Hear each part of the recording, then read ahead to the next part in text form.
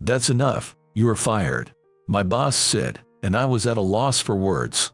He laughed off the design I had painstakingly created for our client and continued, "Thinking about designs that cater to the client's wishes is so outdated. If you've got time to listen to that stuff, you should be looking at what's hot in the market and figure out how to copy it without it being obvious. Haven't I always said that? You could get a lot more done in less time if you used your head. Nobody wants your designs anyway. No, this can't be called work. It's just fake, a fraud." I couldn't suppress my anger and ended up punching my boss's desk. The loud noise echoed throughout the office. "Fine, I'm out of here. I quit," I said. I realized it was too late for regrets. Yet, at that moment, I couldn't have imagined that this incident would lead to a reunion with a woman I had been secretly in love with during college. I had been working as a designer at a design company. My main job was to fulfill requests for creating websites, posters, and flyers for various businesses such as restaurants, bars, hotels, inns, and supermarkets. The first 3 years were a lot of fun. Sure, there were hard times, like getting scolded by my boss or yelled at by clients, but I could say all of it together made for some good memories. That was until the company president changed 3 years ago. The new president, who took over, scrapped the client-first policy of the previous president and directed us to prioritize profits, designs that could sell without costing much. Any means to achieve that goal were overlooked. Some employees left because they couldn't keep up, but I stuck it out, thinking I would build up a career here. Today, I finished creating a website for a new restaurant. I actually visited the restaurant, talked to the manager, and crafted a design based on the concept of providing a welcoming atmosphere that he wanted to highlight. I was quite pleased with the perfect finish. I thought this would surely get instant approval from both my boss and the manager. "This is trash." Despite my efforts, my boss outright rejected it. I was stunned, but he simply said, "I'll have someone else do it." A few days later, he showed me the completed design, which was a blatant copy of the website design of a recently popular 5-star restaurant. "Boss, this design won't work. This is an imitation of that 5-star restaurant," I pointed out after seeing the data sent to my computer and going to his desk. He glared at me with annoyance. "What are you talking about? The colors are completely different. And so is the font. But anyone can see this is just like that restaurant's website," I insisted. Not understanding the difference in design. "What kind of designer are you?" "That's it, you're fired," he said, leaving me speechless. I clenched my teeth to hold back my anger welling up inside, but his next words made my efforts seem in vain. It's been 3 years since the company's policy changed under the new president. Thinking about designs that cater to the client's preferences is outdated. If you have time for that, study the websites of successful stores. I've always told you to copy them without getting caught, hadn't I? That way, you could get a lot more done in less time. Use your brain. Nobody wants your designs. If you're gonna suck up to anyone, it should be to the viewers of the website, not the clients. Me, sucking up to clients? No. Visiting the store to listen to their story isn't sucking up. The ones sucking up are you guys, to the profit-first president. Overwhelmed with anger, I ended up punching my boss's desk. The loud noise reverberated through the office. Seeing my boss's glasses slip off his face in shock, I couldn't help but snort in derision. Then I blurted out, "Fine, I'm done. I quit this company anyway." I thought it was too late to regret it. "Then hurry up and submit your resignation and pack up your stuff," my boss yelled, his face turning red. Accepting what I had done, I turned on my heel, went back to my desk, and started drafting my resignation. Then I began packing up my things immediately. The other employees just watched me from a distance. "Hey, Mike." My colleague Jake came over with a look of exasperation. "There you go again, with your bad habit of making grand statements. Man, you're loud. It's not like I've ever lied about it before. Maybe you should have lied this time. Quitting is such a waste. Think the boss would allow that?" Pointing at the boss with his chin, Jake shrugged in dismay. "Jake, you should quit this place too. I owe the boss for getting into this company, you know. Didn't I tell you? When I failed every design company's enrollment, He praised my designs and took me in. Jake put his hand on my shoulder as I pursed my lips. "Well, if you ever need help, contact me. I can introduce you to some designer buddies of mine working at other companies. I'll count on you if I ever hit rock bottom. Count on me before you hit rock bottom." Thinking this might be the last time I could enjoy bantering with Jake made me a bit sad to leave the office. After applying for unemployment benefits at the job center, I stretched towards the sky. Since it was a resignation of my own volition, I wouldn't receive any benefits for 2 months. To receive benefits, I need to be actively job searching, but since there's a restriction period, just searching twice during that time would meet the requirements, so I've got some leeway. The company paid well, so I've got a good amount saved up. I guess I can afford to take it easy for about a week. Looking at the dazzling sunlight filtering through the street trees, I suddenly remembered Emily from my high school art club days. The time I spent with her during high school was the brightest period of my life. Probably because I was in love with her, I wanted to see Emily again. Her family runs a splendid inn. The last time I visited was during spring break, right after graduating college. After making a call, Emily's mother, who is the landlady, answered. I booked a stay for 7 nights and 8 days. 30 minutes by train from the nearest station to my lodging. I arrived at the sightseeing resort where the inn is located. The surrounding mountains, partly dyed red, towered around. The gently winding mountain path was well maintained, with a wide road flanked by inns, tourist information centers, souvenir shops, eateries, and sweet shops all lined up. A deep river flowed alongside, and a 5-minute walk upstream. A grand and luxurious house appeared before me. This was the inn. I entered the door. There, I found myself tilting my head in confusion. It was eerily quiet, almost unnaturally so. Last time I was here, the entrance was bustling with families and couples right from the moment I arrived. Then, I heard the pitter-patter of small footsteps coming from the hallway. Seeing me, the person making the footsteps exclaimed, "Aw," and her face lit up with a smile. "Welcome back.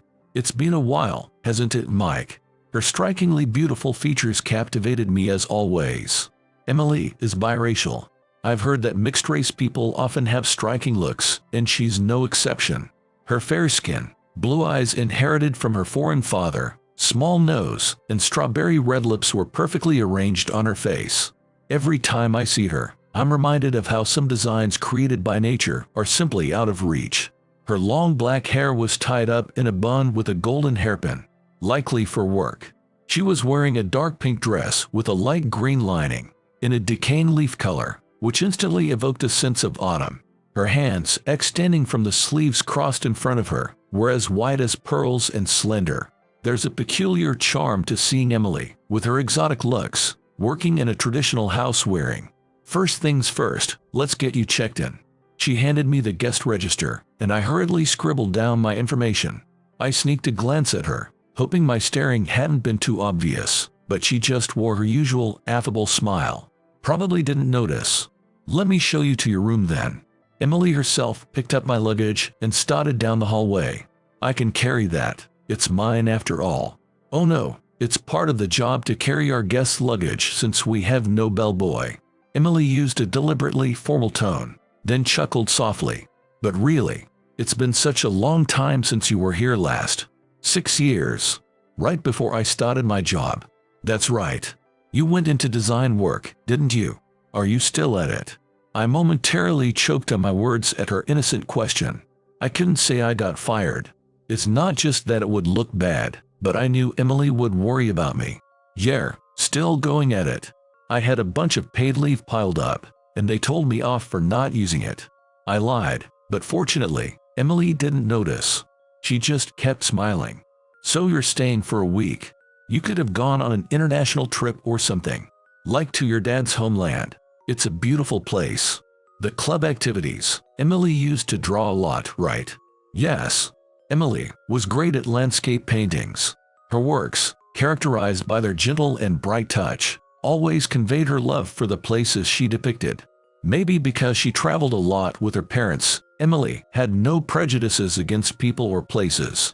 Skin, eye, hair color, where someone was born, how they were raised, in her eyes, these were all just individual characteristics. Emily, who could be kind to anyone without discrimination, was perfectly suited to her job as the young landlady of the inn. As I walked down the hall thinking this, I took a look around. The same eerie silence I noticed at the entrance was here too. Despite there being many rooms, no one was around. "Are there no guests today?" When I asked, Emily unusually furrowed her brows. "There's a big family hotel that opened nearby, and it seems all the guests are going there now." "Oh, right. I saw that at the top of the search results when I looked online." I had searched for Emily's Inn online before making a reservation, wondering if they had a website. "Aren't you going to make a website for this inn?" "I'm not very good with computers. I'm better with analog stuff." So, I decided to ask Kevin to handle it. Kevin, as in the one from the art club. At that name, I involuntarily scowled. Kevin was in the same art club during high school. He liked Emily too, and always acted overly familiar with her. Is he still close with Emily? Imagining Kevin and Emily chatting away in this inn filled me with an uncomfortable feeling. Whether Emily knew how I felt or not, she suddenly leaned in close enough for her shining blue eyes to reflect my figure, making my body temperature rise involuntarily. Emily has a way of being close to people. It's nice but troubling. Kevin is amazing. He's working at Canvas, you know.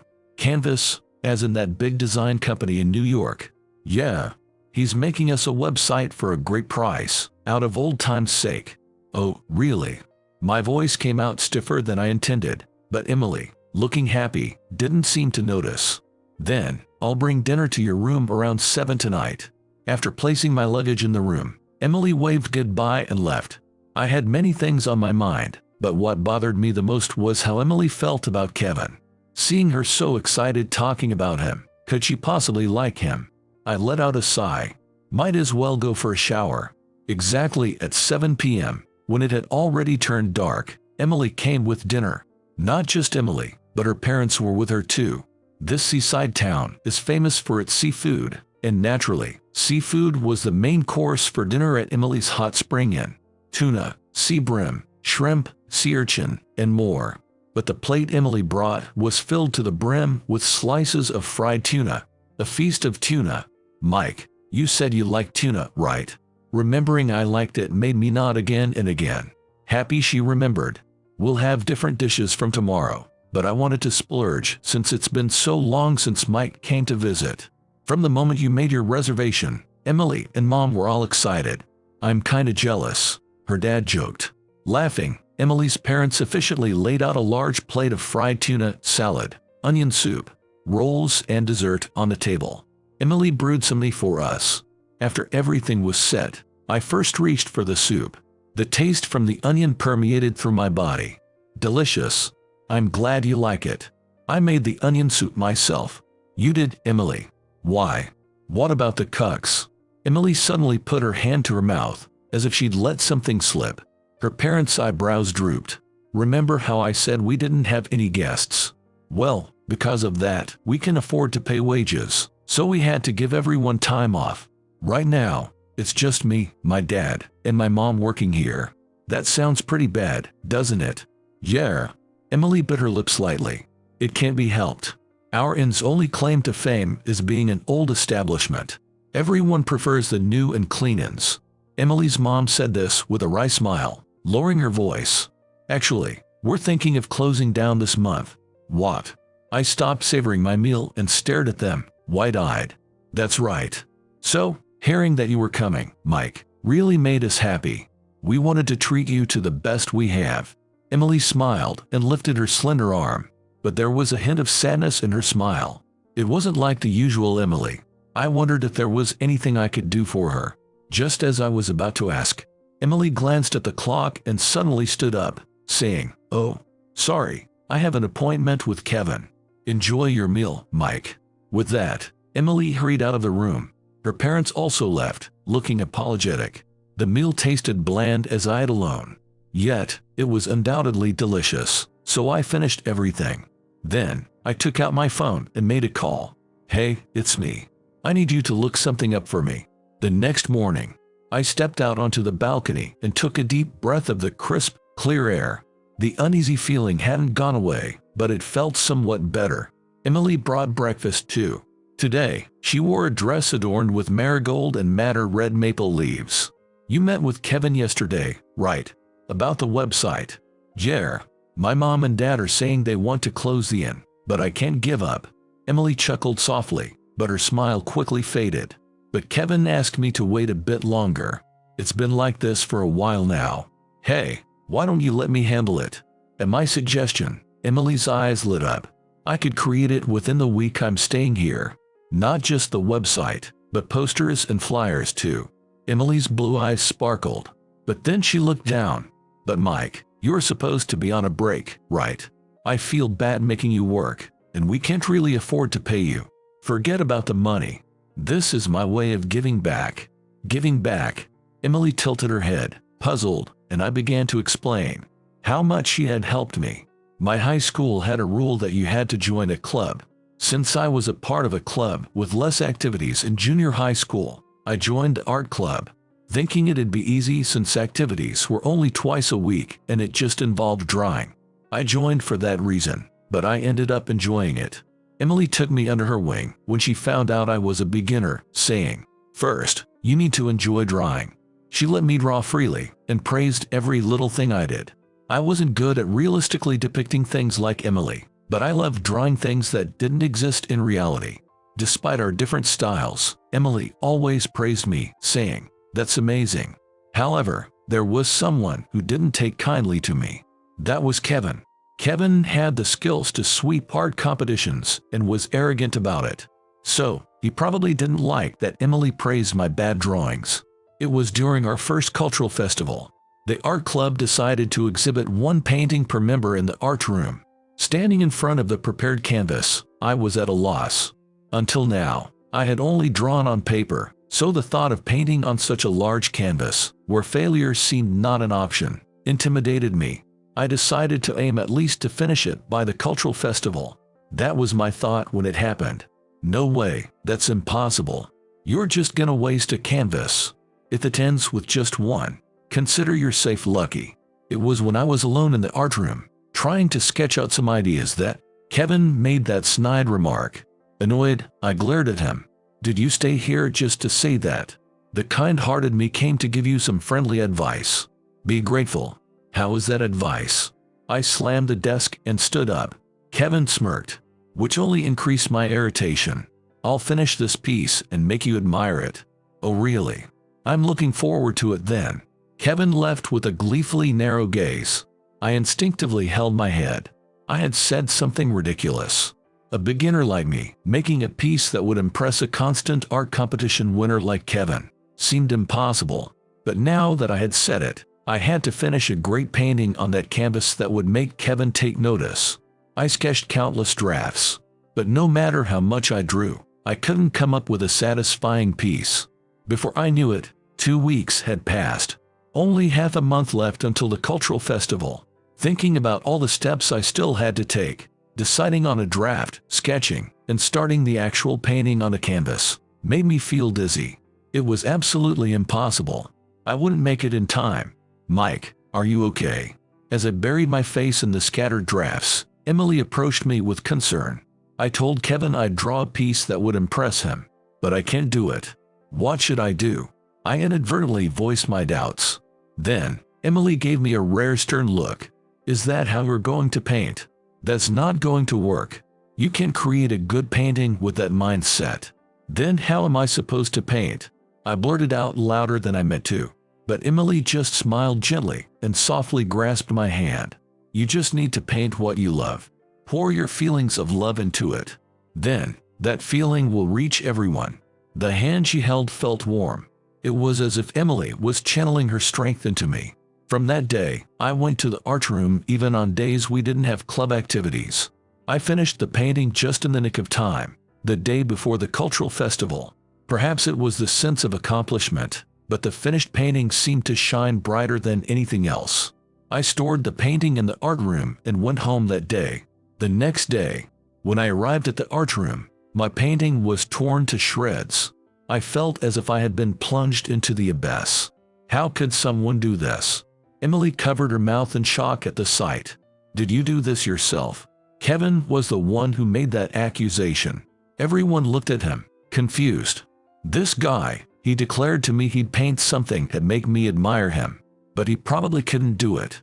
So, he tore it up himself and left it, trying to blame it on someone else. Emily slapped Kevin's cheek hard as he smirked and spun his words. Everyone was shocked. No one could imagine the usually gentle Emily doing such a thing. Kevin was stunned, staring at Emily. How can you say such terrible things? Mike was working hard every day. He wouldn't tear up his painting because it was a failure and then blame it on someone else. Tears welled up in Emily's eyes as she shouted. Shortly after, the club advisor arrived and calmed the situation. In the end, I didn't get to exhibit my work that year. The culprit who tore up the painting remained unknown. Perhaps feeling awkward after being slapped by the girl he liked, Kevin stopped pestering me afterward. Undeterred, I continued to participate in the art club and kept painting. The more I painted, the better I got. It was fun. Proclaiming my ambition to become a designer, I applied to and was accepted into an art college. In college, I steadily built up my achievements and, just as I had said, became a designer. Even after my painting was destroyed, I didn't give up because Emily stood up for my approach to painting. Without Emily, there wouldn't be the me of today. Emily is an important benefactor to me. That's why I want to repay this favor now. Hearing this, Emily's cheeks turned a slight shade of pink. Of course, since you've already asked Kevin, I won't insist. If you'd still prefer him to handle it, I'll step back. Emily quietly shook her head and then gently grasped my hand.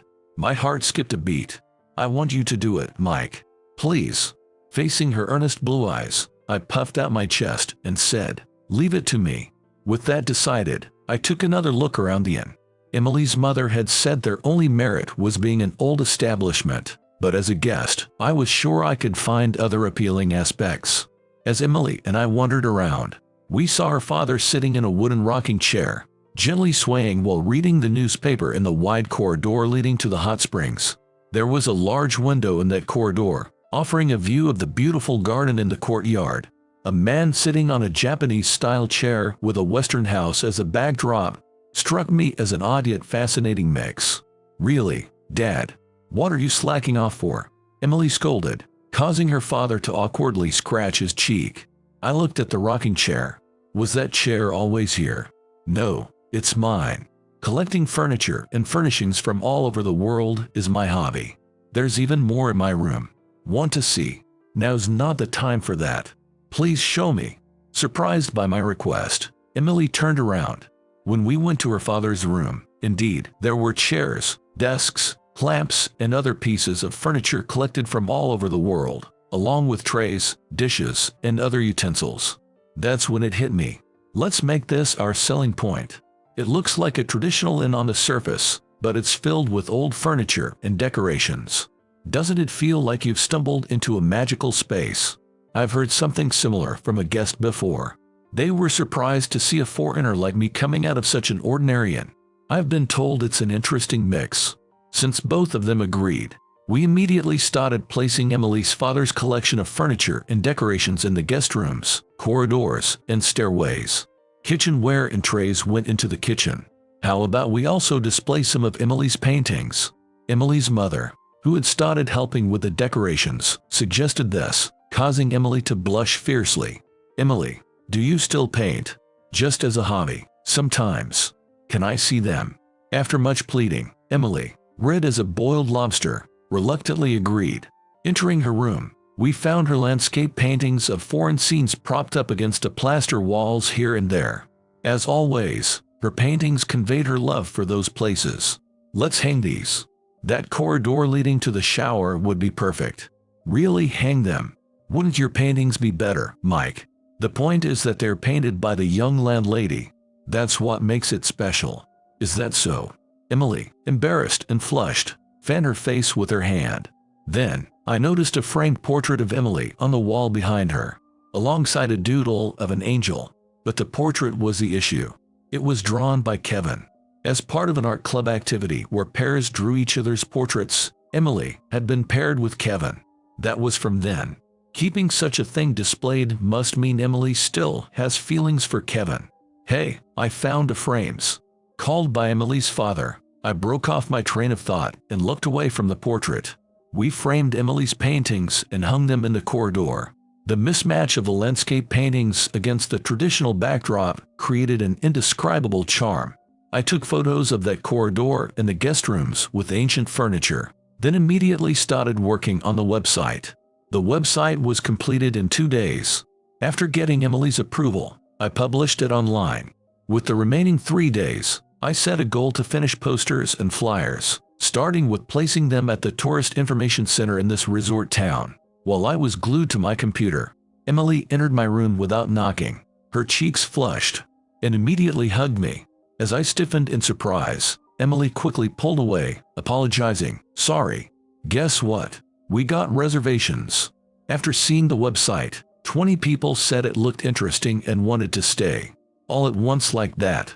Actually, my mom has been using social media, and she posted pictures of the inn along with the website URL. Then it suddenly went viral, you know. I couldn't help but be impressed by her mom's savvy. Also, not just from local guests, but we've gotten calls from international visitors too. Mom panicked when answering, but Dad took over the phone and spoke fluently in Spanish, securing yet another reservation. That's amazing. You've got a powerhouse family. Impressed, I couldn't help but say so, which made Emily's face light up. It's all thanks to you, Mike. Really, thank you. No, there's more to come. Wait till you see the flyers and posters. Of course. We shared a laugh, feeling a mutual sense of accomplishment. Then, Emily's phone rang. Looking at the screen, her expression darkened. It's from Kevin. He wants to meet again. Emily looked down, but then lifted her face determinedly. Mike, will you come with me? I want to tell Kevin that we don't need him for the website anymore. If you're with me, I feel like I can be stronger. Without hesitation, I nodded. I had something to say to him, too. 2 days later, Emily and I headed to a cafe located in a corner of the sightseeing resort. It's known for allowing customers to enjoy ice cream and pudding while looking at the sea and the mountains. Kevin, who had arrived earlier and was enjoying the scenery, frowned upon seeing me. You, Mike. Why are you here? Mike is staying at the inn. He created the website during his stay. So, Kevin, we won't need you to make it anymore. Sorry for changing plans after asking you, but you don't have to return the money. Huh? Kevin stared at Emily, then shot me a sharp look. So, Mike became a designer too. I don't know where you got a job, but I'm working at Canvas, you know. Yeah, I heard from Emily that you were at Canvas. But since I never saw you there, I checked with a coworker, and they said there's no guy named Kevin working at Canvas. What are you talking about? Which coworker? You're working at Canvas, Mike. Without confirming or denying, I just stared at Kevin, who had turned pale. Kevin, why would you lie about something like that? Seeing Emily's bewildered look, Kevin suddenly burst into laughter, then turned his gaze to Emily. Because I like you, Emily. Emily gasped. Kevin leaned against the wall. We were in the same art club in junior high school, right? Back then, I was just a guy who couldn't win a competition. But Emily praised my paintings. I practiced a lot because I wanted to be praised by you. Then I won a competition. And the next, all of them. You're my savior. No, my goddess. Kevin's eyes gleamed intensely as he looked at Emily. Frightened, Emily clutched the hem of my shirt. Kevin glared at me with hatred. Canvas chose not to hire me, the guy who's guaranteed to win any competition, and went with you instead. And Emily, who ignored me and asked you to do the job. Both of you lack judgment. I think Emily made the right choice. After all, you didn't deliver, did you? At that, Kevin was at a loss for words. Making a website turned out to be so hard. So what? Anger made my voice drop, and Kevin flinched. I have a bad habit of saying I can do things I can't. Like when I said I'd paint something that would impress you for the festival. But see, I really tried to make those lies come true. What about you? Saying you could do it and then just leaving it be. Continuing to lie to Emily that you just needed a bit more time. Canvas probably saw through your superficial attitude. That's why they rejected you. Tears began to fall on the table from Kevin's eyes. In front of him, I laid out a piece of paper. It was a document ensuring he would never approach Emily again. Sign here, I said, tossing him the pen. Kevin picked up the pen with slow movements and signed his name. After he finished, I quickly snatched the paper away. One last thing. Did you tear up my painting at the festival? Kevin nodded, his head heavy. I didn't want Emily to see that painting. Mike, you painted Emily, didn't you? As I nodded, Emily let out a surprised huh, and then began to blush slightly. Taking her hand, I stood up. Let's go. With my encouragement, Emily nodded, leaving a downcast Kevin behind. We left the cafe. Walking beside the roaring river, Emily and I shared a moment. Mike, thank you so much for coming to stay with us. Turning to her, the sunlight dappled her smiling face through the leaves. You're leaving tomorrow, right? I'm going to miss you. Seeing her frown, I confessed. My vacation was a lie. Actually, I got fired.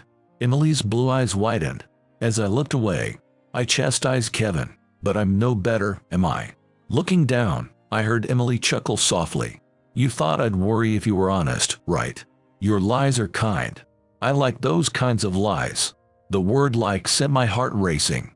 No, the like she mentioned was about my lies, not about me, I reminded myself, shaking off the hope. If that's the case, Mike, why don't you work here? I want to keep asking you to create advertisements for Aaron. Not because you worked at Canvas, but because I want you. That offer was exactly what I had hoped for. Thank you. I look forward to working with you. Saying so, I grasped Emily's hand offered to me. Her face bloomed with joy. By the way, Mike, was that angel painting really of me? Caught off guard by the question, I tilted my head, wondering what she meant. I quickly realized she was talking about the painting from the festival. About to nod, I suddenly stopped. Emily, how did you know I painted an angel for the festival's painting? That painting was only seen by me and Kevin, who tore it up. Emily's face turned bright red. I didn't see the finished piece. I found a sketch. Just one look and I knew the girl who modeled for that angel was someone Mike liked. I was so jealous, I secretly took it home, hoping to become like her, and I've had it displayed in my room. Hearing Emily stutter through her explanation made my heart race uncontrollably. I was probably as red-faced as she was. But I thought you liked Kevin. You have the portrait he drew of you displayed in your room, right? I respected Kevin as an artist. I was happy because such a person drew me. That's all. The one I like is you, Mike. I involuntarily caught my breath. The chilly autumn air suddenly filled my chest. Emily looked up at me with moist eyes, her chest lightly pressing against mine. Mike, if it's okay with you, could you finish that angel painting? How could any man refuse such a request from the woman he likes? Impossible. After accepting the job at the inn, a few weeks passed. Browsing the net, I found an article about Canvas's manager being arrested for copyright infringement. The manager of the restaurant I was working with had complained on social media that the website I created looked too much like a five-star restaurant's or IP off, causing a huge uproar. The president resigned to take responsibility. Until a new president was decided, the former president would handle the duties. Calling my colleague Jake, I was met with his exhausted voice. After he said he quit his job, I invited him to help with mine. Since rebuilding the inn, the entire resort, including other inns, souvenir shops, and eateries, has been asking me for work. Even the Tourist Information Center asked me to design for regional revitalization. I was so happy I accepted them all without thinking. Now, I'm so busy I could use all the help I can get. Jake replied, I'll come over as soon as possible. When I went out to the backyard, Emily was making a bonfire. The inn had regained its liveliness, allowing us to call back the staff who had previously worked here. Thus, Emily, now with some free time as a young landlady, could enjoy making a bonfire. As I approached, Emily looked up at me and smiled brightly. I burned the portrait. Really? Is that okay? Yes. Kevin won't have anything to do with me anymore, and I won't with him. Plus, if I kept it, Mike, you'd get jealous, right? I nodded in agreement, and Emily chuckled softly. Emily and I officially became a couple. The first thing Emily requested as my girlfriend was, call me sweetheart. It was embarrassing at first, but I quickly got used to it. Emily started calling me sweetheart too, and it felt like we grew even closer. About Kevin, he called me out after that. He said he wanted to return the money, so I went half in doubt, and he actually gave it back. He seemed to be reflecting on his actions. I returned the money to Emily. She accepted it with a complex look on her face. More importantly, "Are you okay with work?" Saying you can do something when you're not sure if you can. Emily puffed her cheeks as she spoke. I scratched my head as if to say I was embarrassed. I've asked a colleague who quit his job to come over, so it should work out. He's good at his job. That sounds exciting. Emily watched the crackling fire intently. Lies are bad, but your lies seem to have the power to move yourself and others in a positive direction, so I guess that's okay. Saying so, Emily smiled at me and I hugged her. Lies for a good cause, huh? Yeah, I'll never tell lies that demean others. I'll tell lies that brighten the future and make them come true. Emily hugged me back, pressing her cheek against my chest. Feeling overwhelmingly moved, I told her, "Sweetheart, what I'm about to say isn't a lie. I will love you forever and always." Saying so, I kissed her.